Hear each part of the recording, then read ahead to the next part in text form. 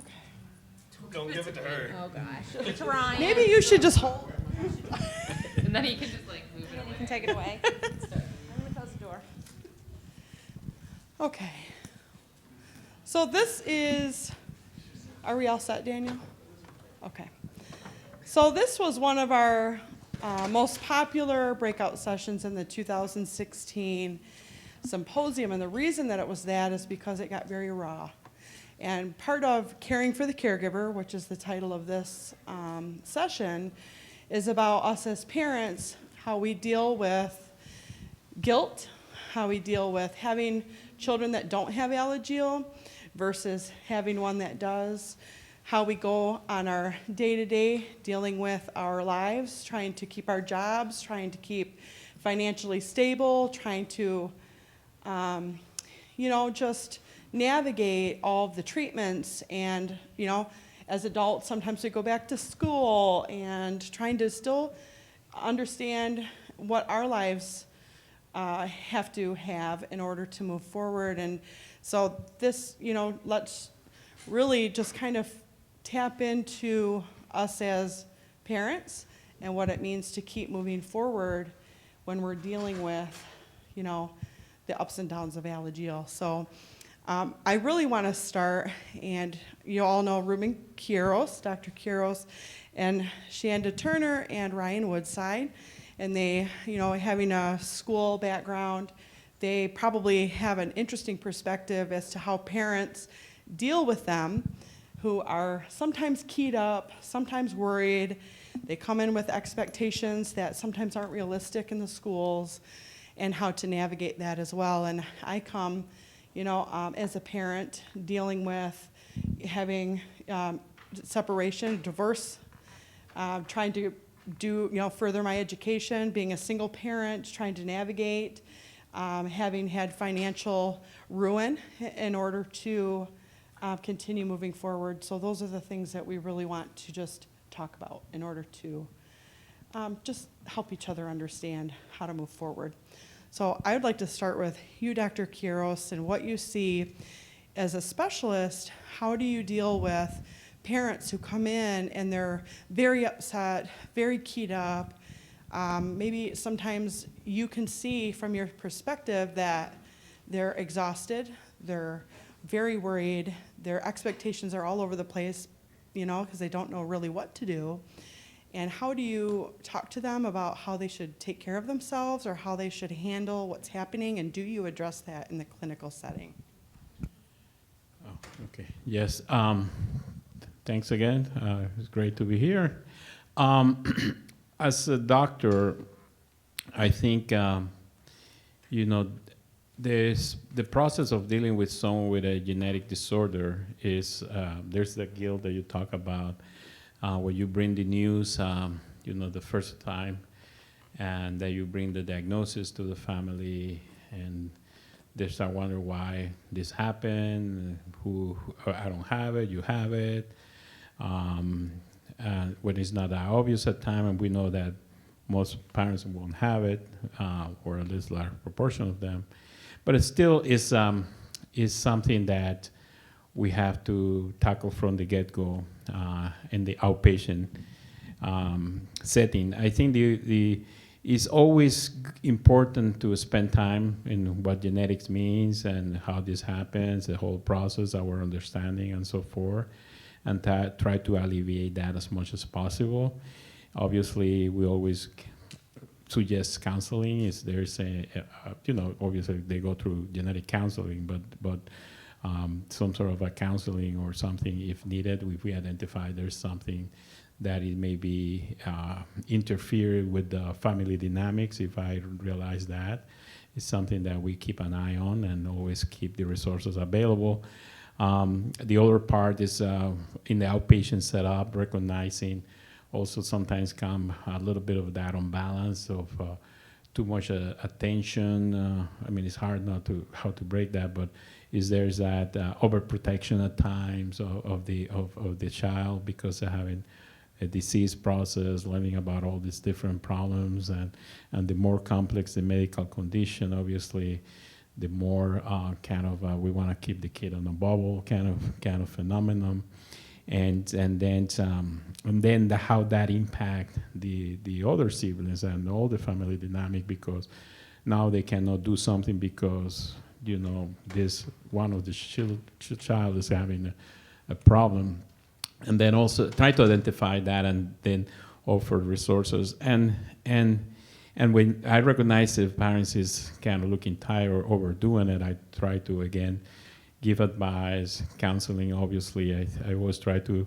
approach it in the way of, sometimes they tell me, oh, we can take care of this. But I say, well, if you break your leg and you don't get a cast, I'm sure that you will heal, because you will heal, but you're going to be limping along because you didn't take good care of it.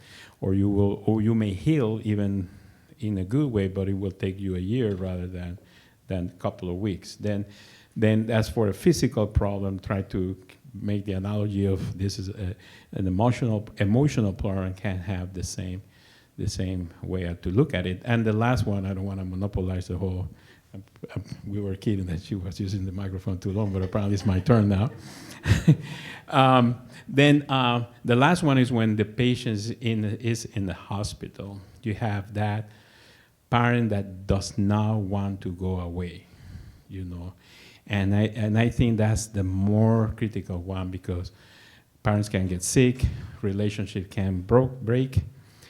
You have to, really be proactive. At least I'm very proactive about pushing parents to go away, take time. Your daughter the other daughter had a recital, go there. The kids in the hospital, you have nurses, you have all this infrastructure here that will care for a kid. We'll call you, if something happened. Anyhow, that's what I will mention now. I don't know. Oh, that question was for me.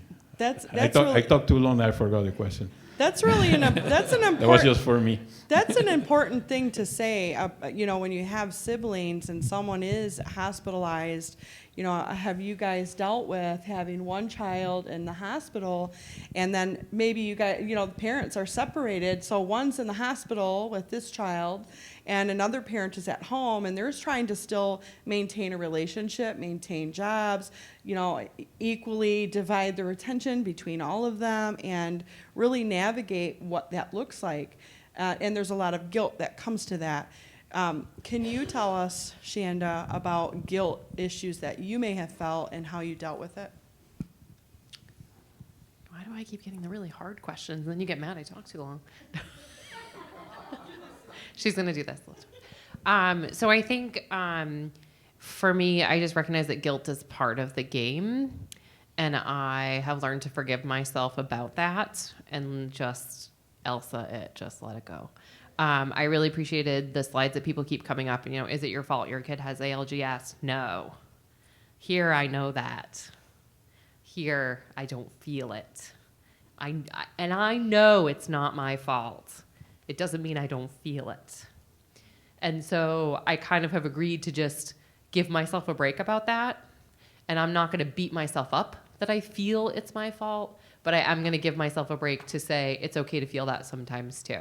And just to lean into it a little bit and not to, let that take me to a really dark place, but to recognize that as a valid feeling and to move forward and talk with your partner or whoever it is around to help you understand that it's not your fault, but it's okay sometimes when you feel that way.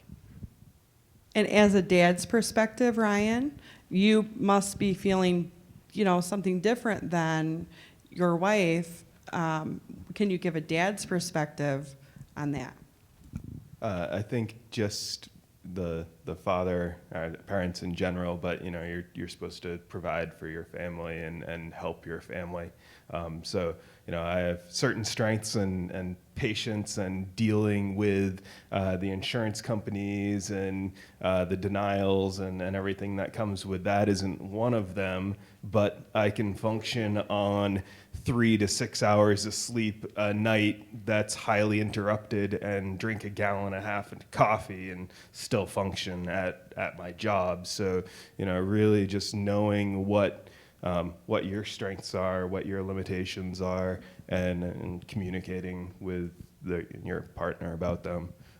There's, an outreach an active outreach group from the Alagille Alliance for the group of dads.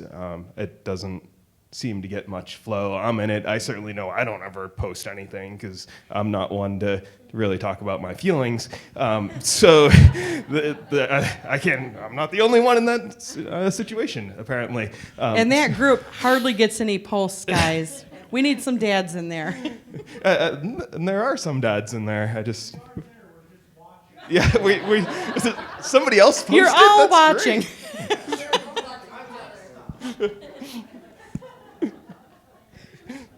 great. So if anybody has any questions or anything, let's kind of open up the conversation about what you're dealing with and how you navigate that and share with other families. Is that a hand raise? So going back to your strengths idea, I know a lot of people here probably know who Amber is. I'm her partner. She's active on the Facebook. She's active because that's what she does. I'm the one that's staying up until 2 o'clock in the morning, taking care of the stuff that was neglected until 2 o'clock in the morning. But one thing that her and I struggled with, we got stuff done, but there was no emotional connection. And so we tried to figure out, how do we stay emotionally connected? Because she knew what I was doing, I knew what she was doing, but we weren't there. So we both work, we both have lunch from noon to 1.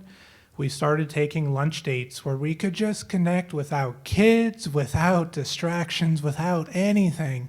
Hey, let's sit down and be us. Because Alagille's is a 24/7 sort of thing. Our doctors initially told us, hey, he's stable, things are great, but that could change overnight.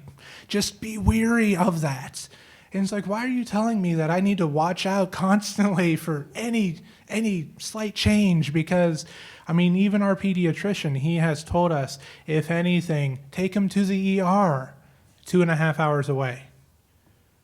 No, I have 3 other kids. I'm not just taking them 2.5 hours away. So for our first 1.5 years, our focus was solely on what does Alistair need from us. We neglected what I need from her and what she needs from me. And we're not there yet. We're not perfect, but we're making those strides. So I just would suggest to any new families, make sure you take that time. Don't sacrifice time away from kids, but you have to have an emotional connection. Playing to your strengths, I am very goal-oriented. I will do things until I die. But that also means that I'm very emotionally disconnected because I'm goal-oriented. How do I solve this problem? That's not going to work in a partnership. And that's all.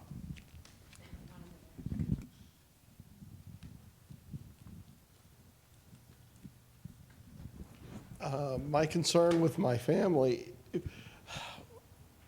been an airline pilot for a long time. Me and my wife have figured out how to find connection in short amount of times when I'm not there or whatever. So even though that we might be going through a time where Diana's in the hospital and all that, my real concern going, now that we're all getting older as a family, is more that I worry about her sister feeling like she needs to take care of her younger sister all the time, and that those feelings would translate to after they're both grown and we're both gone.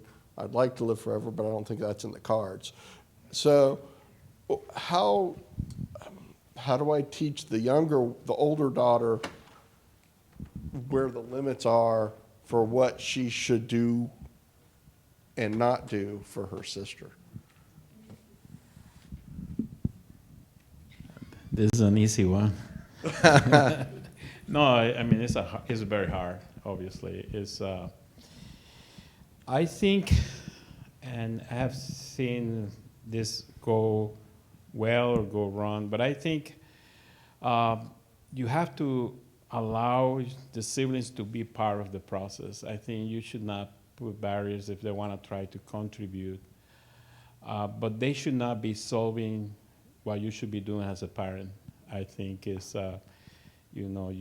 should not have the older sister taking care of her mainly while you're doing something else that makes no sense. to put on.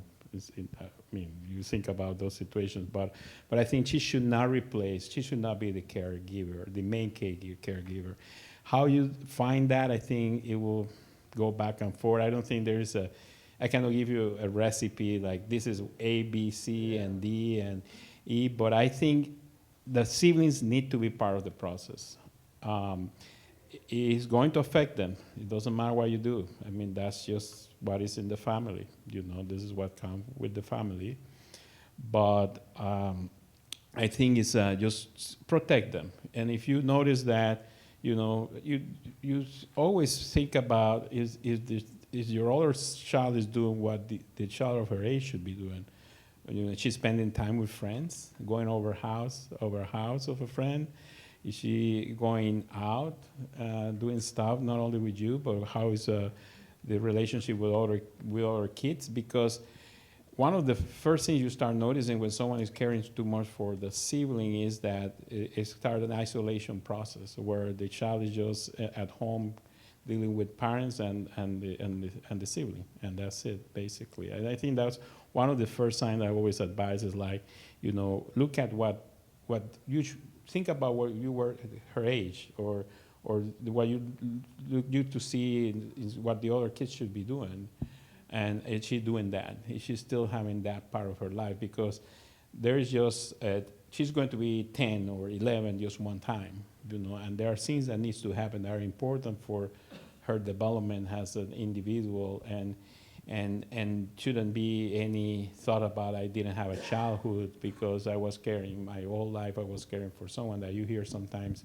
Teenagers, I have unfortunately faces some siblings that they are 70 and they leave home and they go somewhere else, and because they were pushed too hard, they were a solution to their caring for the sibling process, and there's a lot of resent when that happens.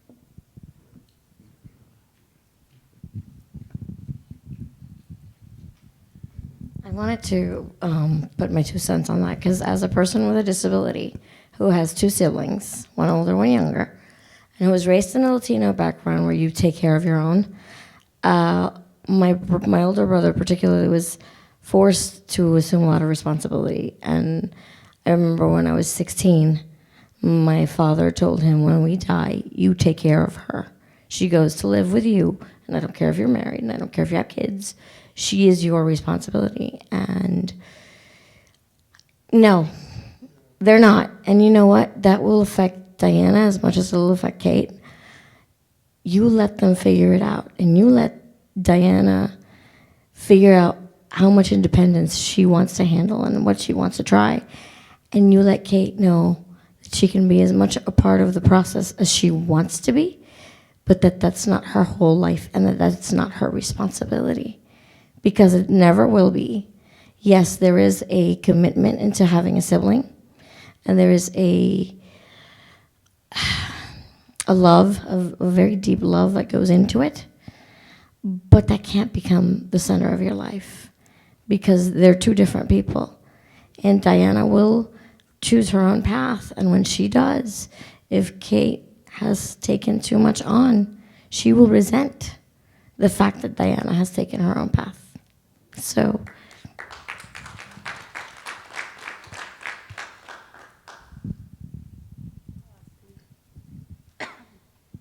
So maybe this one's more for Roberta, and I ask this more for those also watching that are going to watch it later, not just because I've been there before.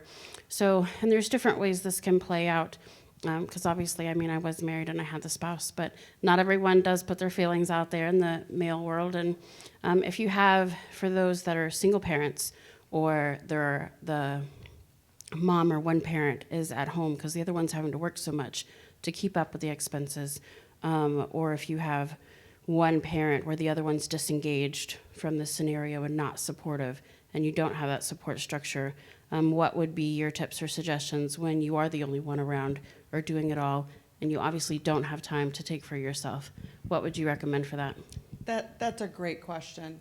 When my children were little, so my teenagers are 15, one Alagille, one without, and I noticed, right away through early diagnoses when we had started to go to tests and all that, he started to withdraw.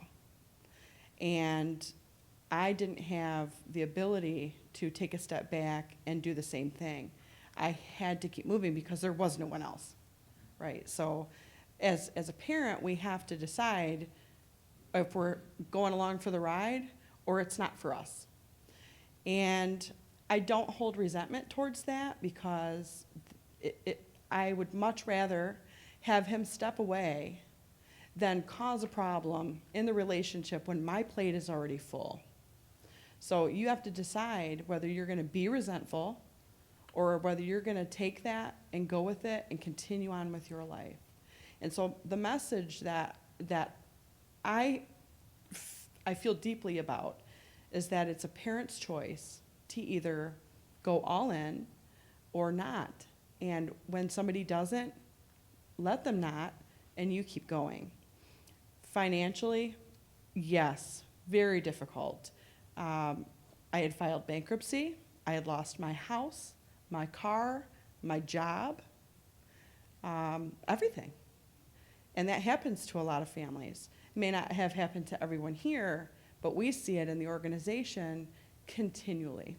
And it's what sparked the ALGSA Assistance Program, because it's been something that I've wanted to do for a long time, and Share really supported that. Our families need help, and sometimes it's financial help. So, and you guys know, formula is expensive. It's not always covered. These hospital trips are frequent. Sometimes when you're in the clinic setting, they say, we need to go down to the hospital and check you in right now. You're not going home. And you could be there for weeks and not expect it. And so to speak to that, for me, it's a one day at a time thing. I returned to college after my kids were a year and a half old and went full-time in a nuclear medicine program as a single parent. When the itchies were very, very bad, I had over 2 hours to drive to appointments. And thankfully, my sister was also going through a divorce, and she was able to watch the children. So in total dysfunction, we managed. And you know what? That's okay. And if without her today, I would not have made it, but she was my help. And I had friends that didn't understand it. They wanted me to go out, take the kids to the restaurants, go do all this stuff. I couldn't. You know, I just couldn't, and they were okay with that. But as a parent, I have to sacrifice sometimes my sleep, sometimes things that I want to do. I have to understand and be very forward thinking to know that what I have to do in order to get my goals, A, B, C, D. So for me, it was sacrificing sleep in the worst itchy times to finish a degree so I could get a better job. So once I got out on the other side, that goal was done and I could keep moving. So it's being very forward thinking. It's, you know, trying to surround yourself by supportive people. And if you don't have a support system, it's these kind of groups. You have to build it. You have to build your support system. If you don't have family, build it, and they will come.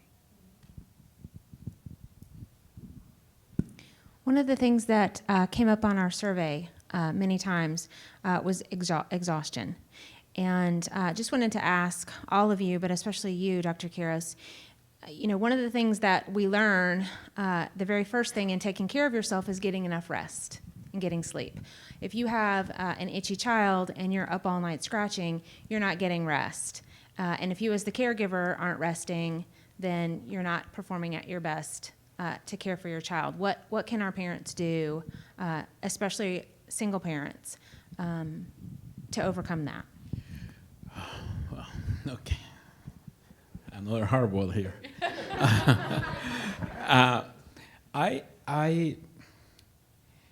I think you have to find some sort of a networking. You have to figure that out.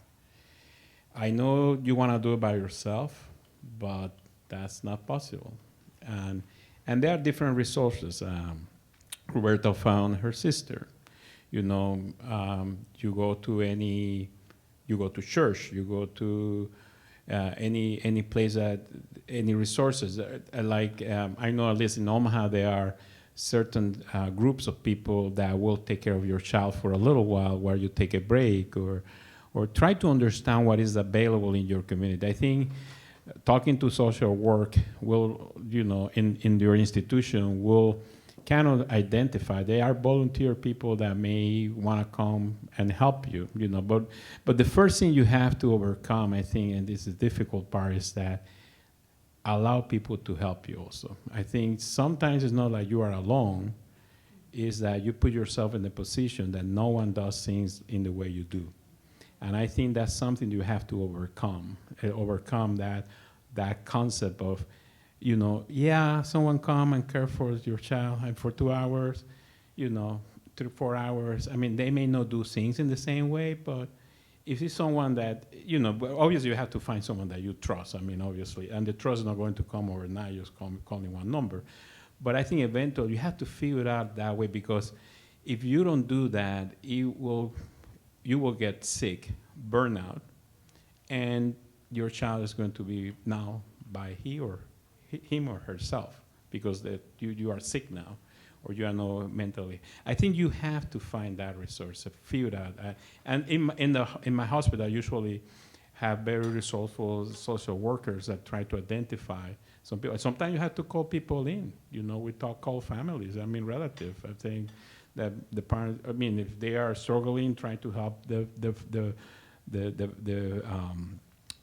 spouse, or to see if there's something that can be done. Fortunately, sometimes, I have experience. This is not an Alagille patient, but one time I was doing a procedure. I talked to both parents. I went in, did the procedure. When I came out, mom was by herself crying, and dad just say, I cannot take this anymore, and we're still waiting for him. Then those are realities. This kind of processes, the chronic illnesses are going to lead to a family stress. And I think you have to be aware of that, and you have to recognize that. And communication is the only way that this is going to be tried to be fixed. Not all the time can be fixed, unfortunately, because that goes in everybody's personalities, or whatever you want to call it. Individually, people are going to react to stress in different ways, and there's not only that guilt, it's also that blame, the spouse blaming the other because of what happened. And then those are things that cannot be fixed all the time, but you have to find a networking. You have to find at least one or two people that you have to trust, and put that trust on the process, because you need help. You cannot do this by yourself.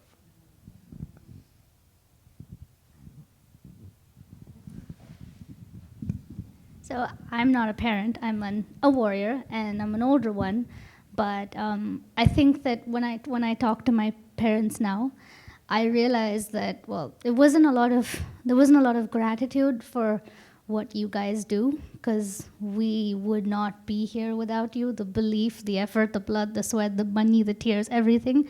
So if your kids are probably young now, and they may not be able to say it like I'm saying it, but thank you for everything you do. And I think that's one of the reasons why you guys go through so much, is that there's no appreciation whatsoever from anybody, let alone understanding, for the amount you bring to the table.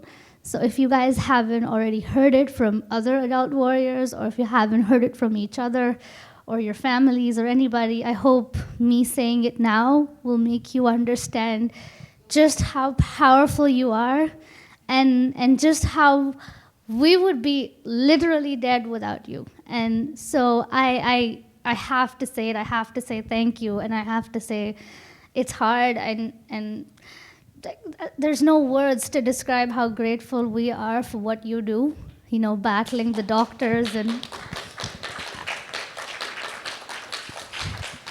you make us who we are. You make us the strong, confident, believing individuals we are, and thank you for that. Just thank you. It starts with thank you. Look at all the moms are crying now, Shammy. I didn't know, no. God, no. Oh, no, and the dads. Okay. Aww. Well, no, it starts with thank you, and with I hope you can acknowledge that you're powerful, and that you're amazing, and that I know you have highs and lows, and you get angry and sad, but the result of all that is people like me and you're young warriors who are going to grow and be something really amazing. And one day I know they're going to turn to each one of you and go, Mom or Dad, thank you. I'm here where I am because of you. And I hope you get to hear that at some point. For now, I hope I'll do. Thank you. Thank you. So let's speak on that. You know, when we are in the thick of it, sometimes we don't realize how stressed we are. We know it. You know, we obviously know it, but we're still making decisions. We're still, you know, going to work or doing meds or trying to connect with our spouse and all these things. And so there's a mental health side of this that needs to really be understood. And that mental health side of it is, you know, we get angry. And we might lash out at our children, or we might lash out at each other. We might lash out at our family, those who are trying to help us. They're not doing it right. You know, and just like Ruben said, you know, we have to be okay with letting go and not sweating the small stuff, because everything is a priority. And you have to be able to prioritize all the priorities. And how do you do that? So, you know, it really is important to be very self-aware about the part that you play in your relationship, the part that you play in the stress in the home, the part that you play in the care of your child, and try to understand your weaknesses as well as your strengths with your spouse. And help each other. Talk, like Ruben said, communicate. And when you're feeling stressed, you know, instead of snapping, say, you know what, I'm stressed. This has bothered me today. And how can we take a time out and connect for 10 minutes? And in one of the symposiums, Kristen Baher, a mother near Seattle, or Salem, Oregon, she brought a vase in, and that vase was full of big rocks. And she said, if you look at that vase with big rocks in it, you would think that that vase is full. And then she took a whole bunch of sand and dumped it in around all of those rocks. Well, an entire pitcher of sand fit in that. And then she said, well, now you think this vase is really full. And then she took an entire pitcher of water, when you think the vase is full, and dumped the entire pitcher of water in on top of that. When we think we're full, we have to understand our entire family is full. And just when we think we're full, more is coming in. And we have to learn to channel that. If it's going to see a therapist, stop thinking that you're always strong enough to do it. Therapist was the best thing I ever did. Best thing I ever did. And sharing that together and being open and being okay with getting the mental help that you need is very important.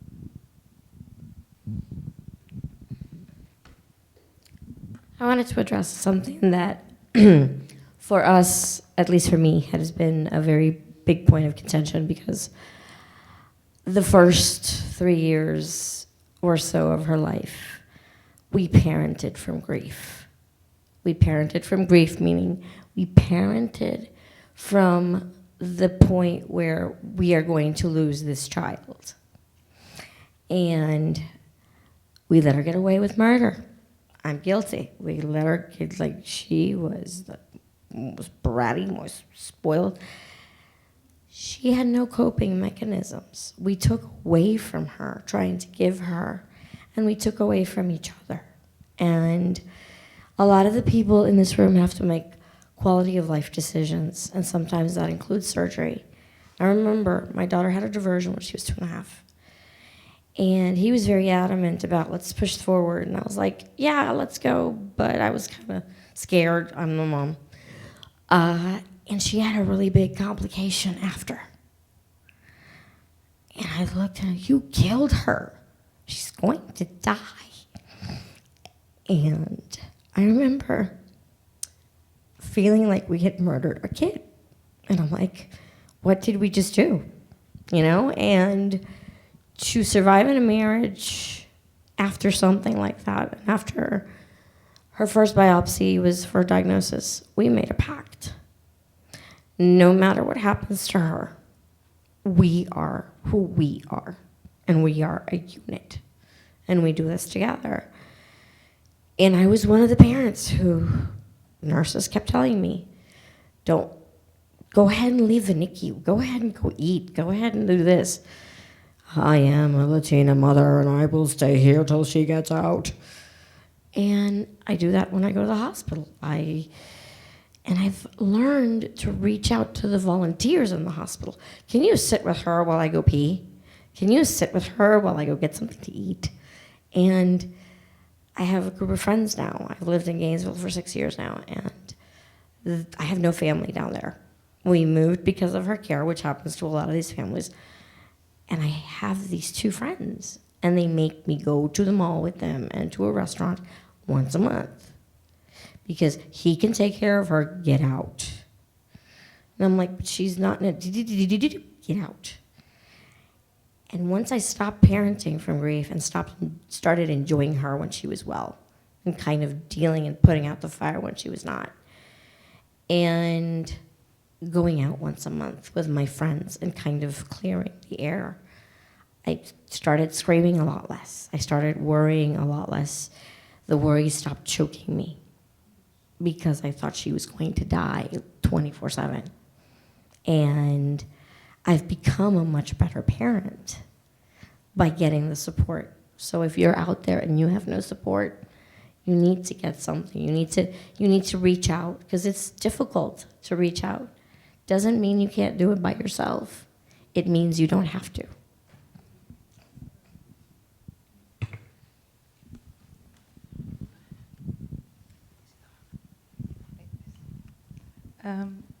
I've had a business before Ariel was born, 13 years ago. And so I was the sole provider for our whole household, mostly. And my ex-husband, he helped, but I made all the decisions I had to. Because he is a fun man and he's a loving man, but he is not big on structure or any adult decisions at all. So then we got a sick child, and that was too much for him. He needed to be the playful dad and play. So everything was put on my shoulders. And he didn't understand, and does not understand to this day, what medical professions are saying. So whenever we had a talk, he would look up to me and see my reaction. So, and if I let on that I was a bit worried, he would be super worried, and then I had to comfort him while comforting myself, while comforting my child, and asking questions. So that was too much. So I learned to have a blank face, so not to worry him, to get my questions out, and fall apart later. And this ended up, this was the cause for our divorce, because after transplant and after all the complications after that, he was deteriorating mentally. He could not cope. He's still the wonderful, playful dad, but he cannot cope, which is fine. But I just couldn't do it all. I could not do the business. I could not do the child and the husband all at once. And he resents me for that, kind of, but that's why I'm still alive today. That's at that point, it got at the point that I didn't want to live anymore like that. So that's why when I said I wanted to do the divorce exactly 3 years ago, by the way. But when she was hospitalized, I always had like a shift in mind. I would stay at the hospital, sleep there, got up with her, do the feedings and everything. But at 8 o'clock at night, my time was up. I was no longer a caregiver. I was Krista again. And in Groningen, where the hospital is, there is it is in the middle of the town, and there's an Irish pub right there, 15 minutes walk. So I would get up at 8, leave it to the nurses to soothe her to sleep, and would just go say that I was at a friend, because who goes out and drinks and has a kid with a liver disease?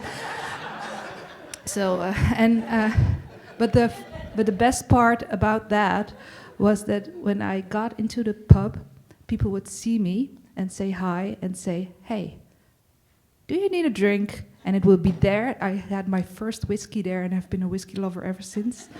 I have a collection now, and but they would see my face and say, "Do you want to talk or do you want to have fun?" And that was the big savior. That was what saved me too at that point.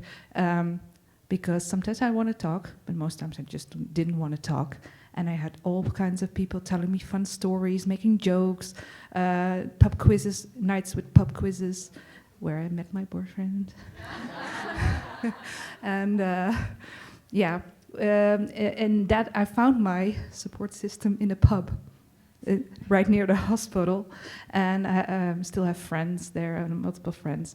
So what I'm saying is, find something, maybe in the vicinity of the hospital, but find something where with people who take you out of the hospital setting and into a fun environment. So it can feel fake at some point, but sometimes you have to fake it to make it. Yeah, so to keep that in mind, even if you're not feeling like doing stuff, just do it anyway, and it will make you feel better just doing that.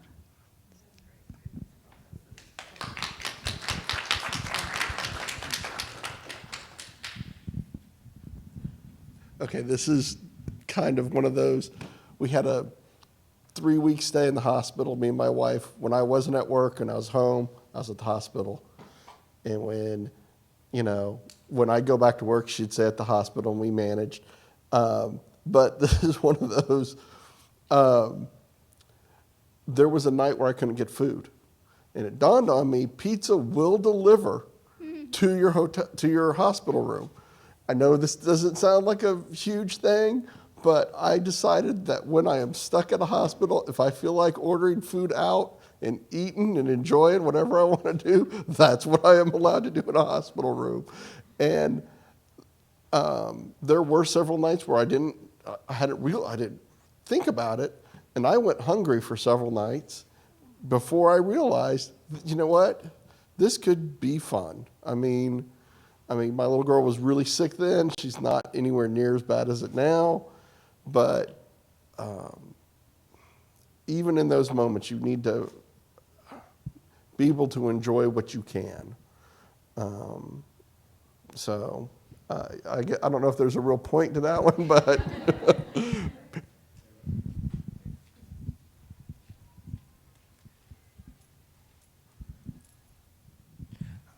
To your point, I appreciate you saying you need to find fun in the things. When I was a child, I was constantly going to Children's Hospital because I have a pulmonary stenosis, so I had the checkups. My parents instilled in me, hey, a trip to Pittsburgh, because it's 2.5 hours, 2 hours away from us. Let's do something fun. The zoo, the Carnegie Science Center, different activities. So we're doing that with our kids, all 4 of our kids. If we have to go down to Pittsburgh, hey, let's all go to the zoo. Let's all go and take a day trip. Why are we only taking you down to get poked and prodded and all of this other stuff? Let's make it a little bit more fun so you can enjoy it and not be so angry at us.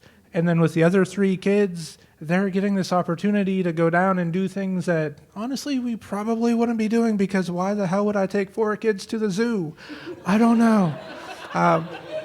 But we make it a point where, our oldest child, clear down to Alistair, can enjoy this process and be involved, because now they're at the hospital seeing the process. And they're going to the zoo afterwards, or they're going to the science center. So, I think that you make a valid point. We get so focused on the medical side of things. We get so focused on the darkness. Why don't we have fun with it? Why can't we make some enjoyment out of it? Because we're stuck on this boat, we might as well dance, right? So.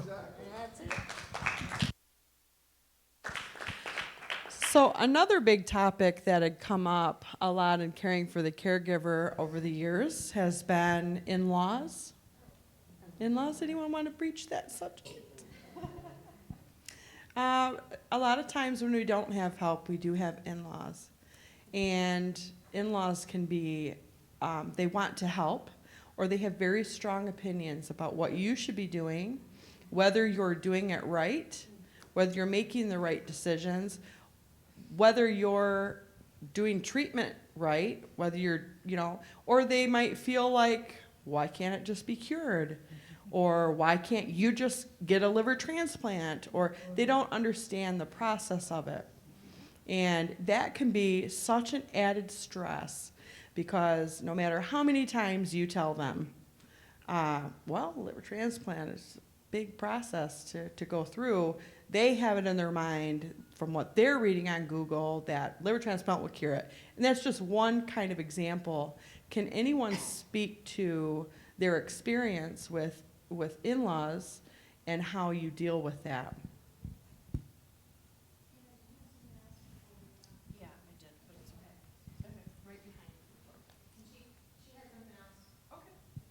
So this is kind of a segue off of what he said, and it does, I will say, I haven't always been best about being the person that needs to do it all and managing the stress level, but when it comes to appointments, I always said, you know, if I'm going to be a single mom and I'm going to do this, I'm like, this is what I'm going to be, a stay-at-home mom. I'm going to put him as my focus, and I'm at least going to rock one area of my life. So my son, most of the time, he's never had a problem with appointments because we don't call them doctor days. We actually call them road trip days. We always had to drive 2 hours when it first started, and we'd, you know, crank up the music, and he'd watch movies, and it was always this fun experience. And even if we couldn't go to the zoo for money and stuff, normally we'd find a little donut shop or something like that, and those would be his days. He'd go to an appointment, and he knows he gets a donut afterwards. Like, this is a road trip. It's just like packing a trip and taking a vacay. Like, every single, we might have a week with 3 appointments, but we're taking 3 road trips. And that's kind of our lifestyle. And if you see him, or for those that are on my social media, like, you see him, that he loves doctor days, like, because we make that experience. So, and it makes, oh crap, it's another appointment. It makes it, when you have fun with it and you just embrace this life, and you take it as a blessing, and like they were saying earlier, this is a family, this is a community. When you embrace everybody and you embrace every appointment and you make it a fun and you just live and appreciate every day even more, it does make it for a better experience. And that's probably been my saving grace for my sanity, is just having fun with as many moments as I can.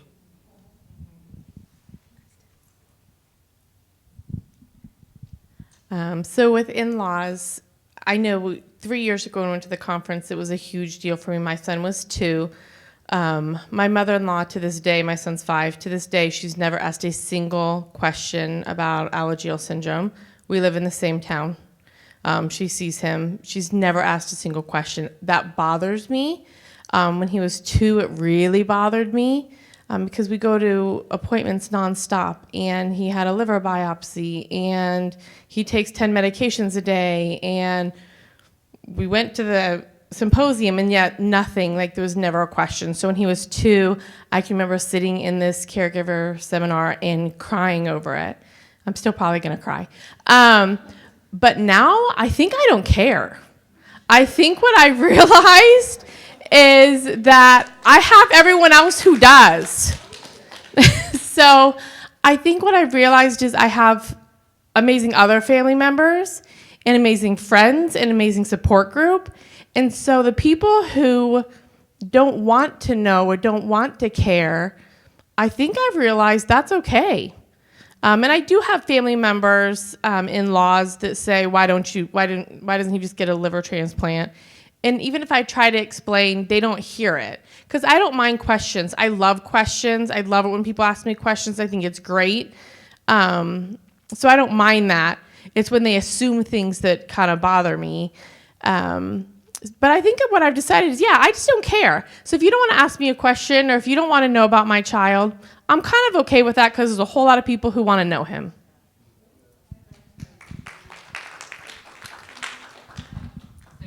I would agree with that. We only have so much time and energy in our life, and we need to decide what we're going to care about, and that's just not something I can care about. What I will say is that my in-laws are amazing, so sorry, that is true. Like, my family is, like, in-laws, my mother is here with us. We like our in-laws so much, we actually all live together. However, and it's great, like, it's amazing. However, what I will say is I accidentally did something when my first daughter was born. It's been the best thing I ever did. And she's medically typical. And I went to this mom's group where everyone strives to be the perfect mom and have just the right organic this and just the right perfect that. And they saw Kate, Ellen, like, pulling up the blanket and putting it in her mouth. No, it was on the floor. And I looked at him and I was like, oh, well, I'm just not that great of a mother. Sorry.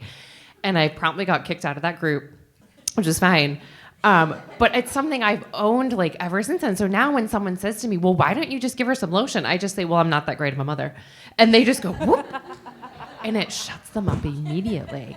And it also works whenever my children are upset about something I did or said to them. I just say, well, I'm not that great of a mom, but I'm all you got, so we're going to move with it. And just own it, because we're never going to be the perfect mom. We're never going to be the perfect dad. So let's just own it. You know what? I'm average. Why did I do that? Because I'm just average. So, kid, I'm doing the best I can. And that's all I can do. And that's what I'm going to say to everyone else, too. Yeah. It was actually marginal mom was exactly what she used. Marginal mom. To add on that, low expectations of your own motherhood. What helped me was to have low expectations of other people's capabilities. And my ex-husband's sister is just as sweet as he is. But she has a certain amount in her backpack to give. And that's all she has, so for her it's 100%. But for me it's like very little, actually. But it helps to flip it around and see that from her 100%, she is giving 50. For me it's like 1%, but she is giving 50. And I've learned to accept that this is her gift to me. And even if on my scale it's a bit little, for her it's a lot, and I have learned to be grateful for that. So she always says, oh, let me know if I can help, and I'll do anything. Well, her anything is to sometimes FaceTime with my kid. That's her everything, and that's great. My kid loves it, she loves it, they're both happy. It does not put a strain on me. And for other things I go to other people, and I'll just cherish what I have with her there, because she does try to understand. But yeah, this is what she can give. And with my own parents picked a fight.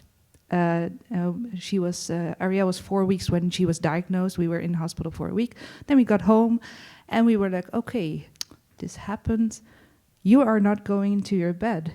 You're going to stay right here on our laps. And my parents did not agree. And they were vocal about that. It turned into a fight and into 7 years no contact.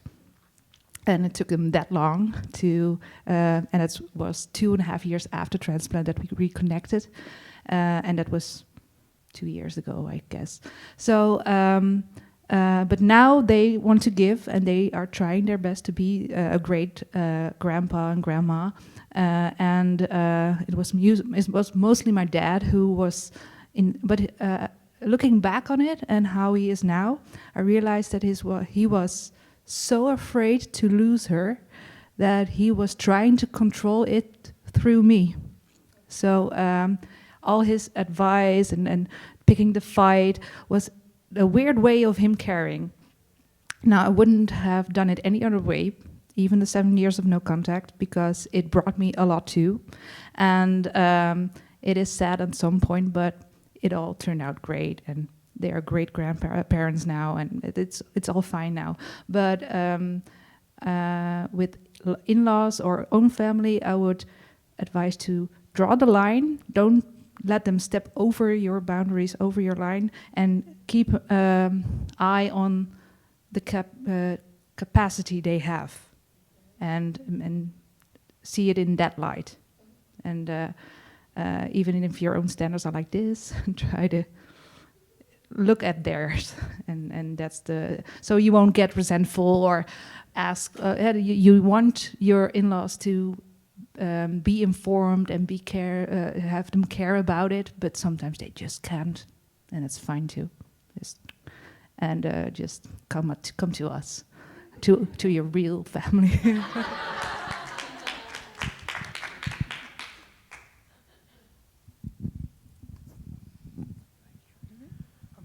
And to your point, Amber and I, we have family members. My parents are probably watching this right now. They are extremely supportive, but initially, just as we were when we found out about this whole Alagille thing, they're ignorant. And so for us, like, our expectations were through the roof because our doctors are saying, you need to do this, you need to do that. Why am I expecting people in their 60s to be able to just come around instantaneous and be on the same page that I am. We have to lower expectations, and we have to take whatever help we can get from them. And I mean, this even goes with our friends, because I don't know how many friends have told us, oh, well, just lay them out in the sunlight, they'll be fine. It's like, yes, thank you for that unsolicited advice. I appreciate it, because no one's ever told me that before. But they don't know what Alagille syndrome is. So I had to start biting my tongue and say, well, here's what they have, and here's kind of the symptoms. And they say, oh, I'm so sorry. And so for me, I was bitter when people would just give me this stupid advice that I didn't care about. But then I had to think, well, they don't know.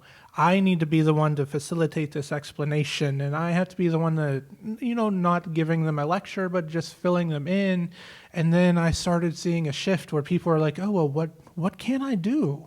Alistair's in daycare, and we sat down for about 2 hours with his primary teachers, and they said, well, what can we do?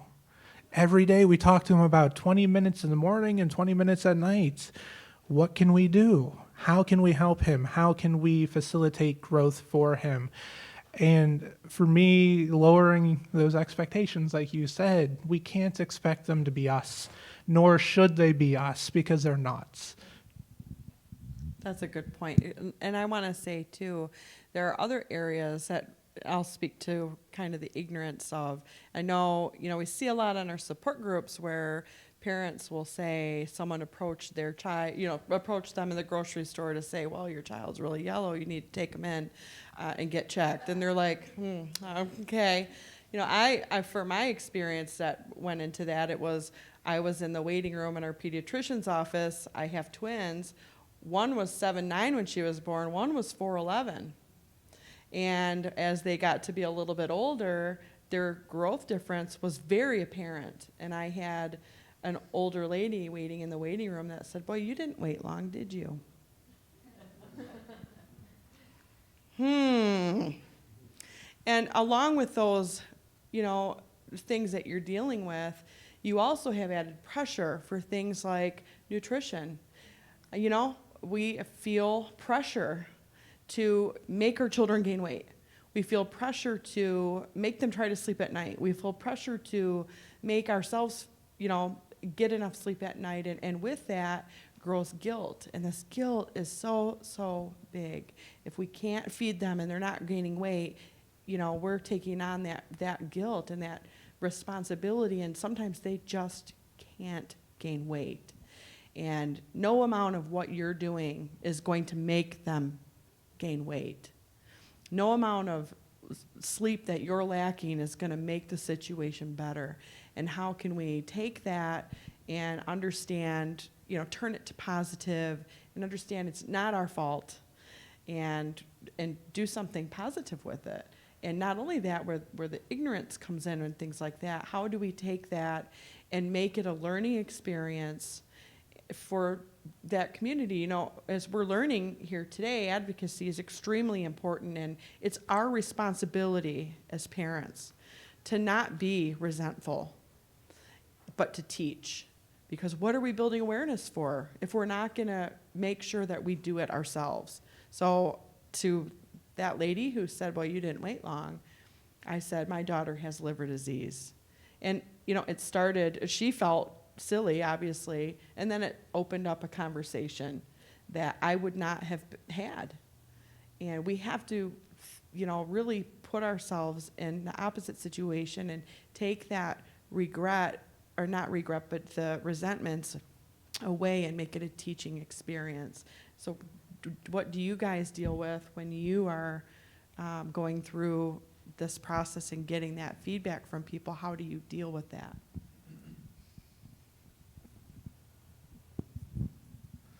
Well, okay, two quick things. For one, when you have a lot of people in your lives after you find out you have Alagille syndrome who want to help. We had help come into our house. Our house in Texas, they'll pay for what's called respite care, and it's someone to come in. The first 3 to 4 months, my wife, she was a stay-at-home mom at the time, but she still felt like she had to do everything. She didn't like other people doing her laundry. She didn't like, and these are very real things. And we had someone from our church who was actually our pastor's wife come in, and the first 2 days, she was like, oh yeah, I'll just kind of wait for you to tell me something to do. And, you know, after 2 days, she was just took over, started doing, she started doing the laundry. And she was a woman in my wife's life that my wife could not complain and say, no, you're taking my job away. It was hard for her to let go and to find a real way for people to help. She's gotten a lot better about that now. So when people offer to help, take advantage for what help they can give and be willing to let go of the things you can let go of. But also speaking to educating people, when I first came up to Philly to see CHOP, we needed Tecaderm to hold the nasal feeding line into we forgot to pack it. I'm at a Walgreens middle of the night, and I'm holding my daughter, and I'm checking out, and the checkout lady looks me straight in the eye and goes, oh my God, what is wrong with your daughter? And I laugh. I was like, well, she has liver disease. It's called Alagille syndrome. We're up here to actually see specialists. This is a feeding tube. I explained the whole thing. And she did not say that out of malicious or anything like that. She just didn't know that was probably socially unacceptable. But the truth of the matter is, she listened to every answer I gave her with care. So it is very easy to snap to judgments with people, especially when they're just curious. And I've learned that I would rather deal with someone who's just curious. Hey, your daughter's yellow. Here's why. Everything's as good as it's going to be, So, yeah, try to keep a sense of humor about all of it. We have a board member that used to make cards, and when someone would say something, she'd say, here's a card full of the information, and walk away. So in closing, really, at the Alliance, we have a lot of opportunities for you guys to connect, to help in any kind of mental health stuff that you're looking for. So currently, the Alagille Syndrome Alliance has 6 of its own support groups. We're also in 13 more support groups around the world. And they are support groups everywhere from Alagille Syndrome Awareness, which is one of our most popular ones where you can ask any question. We have a dad's group who needs more traction. He's waving over there. ALGS Man Cave. Men only. I decline all women. So you. And then I'm the admin. No. She's the only one who posts. I'm the only one that posts. Darn it all. And, we also, a little bit of synergy for you. We had an influx of Alagille adults that had reached out to us that were extremely depressed, struggling financially, struggling to hold down jobs. We have had some that were feeling suicidal, and as an organization, we didn't know what to do with that. And we also see some of those characteristics in teenagers with Alagille, and as parents, we're also trying to navigate those waters, and what does that look like? I reached out, I Googled, chronic disease or rare disease and depression or suicide to try to get an understanding of what organizations were out there. And I went through several of them, read their websites, read everything, and I came across one called ADAA, and I cold called and left a message. My name is Roberta Smith. I'm a president of an organization. We don't know how to handle this. We see it a lot in our community. What do we do? And a little bit of serendipity. Nancy Spinner, who, found the genes here that we're dealing with today. I got a phone call back from this organization from Nancy Spinner's sister-in-law, who runs the organization. Wow. The hair on my arm stood up. She knew all about Alagille. And we have a really great partnership with them. We put some information in your guys' registration bags. And in the future, we hope to maybe have some webinars with them. They have support groups that are unbelievable for chronic illness. Please, you have that ability to seek out support. Don't sit back and think someone will do it for you. If it's not ADAA, it's our support groups. If you can't find one that fits you, we will find one for you. It's so important to take care of yourself and understand that you can't do it all, and you can't expect yourself to do it all, because you can't take care of someone if you can't take care of yourself. So thank you so much for coming in.